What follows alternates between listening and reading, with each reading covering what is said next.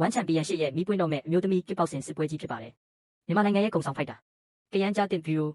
သူမဟာဝမ်ချန်ပီယံရှစ်မှာ3ပွဲနိုင်ပွဲရှုံးမှတ်တမ်းနဲ့အရှိန်ဟုန်မြင့်တက်လာနေတဲ့အမျိုးသမီးဖိုက်တာတစ်ယောက်ပါရှေ့တိုးတိုက်ခိုက်တဲ့စတိုင်နဲ့ပြင်းထန်တဲ့လက်တီးချီကန်ချက်တွေ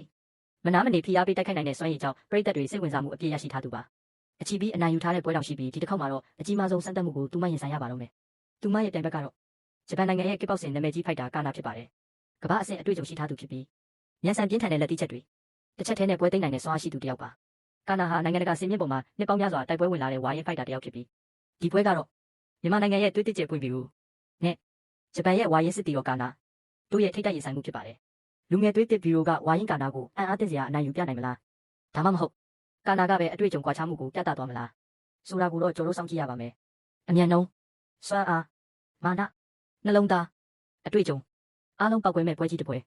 ဒီပွဲကိုတော့ထိုင်းနိုင်ငံဘန်ကောက်မြို့လုံးပီနီအားကစားရုံကြီးမှာလာမည့်တောက်ကြနေ့မေလ22ရက်နေ့မှာထိုးတက်ကြမှာဖြစ်ပါတယ်ပြည်သက်ကြီးစောင့်မျှော်အားပေးကြပါဦး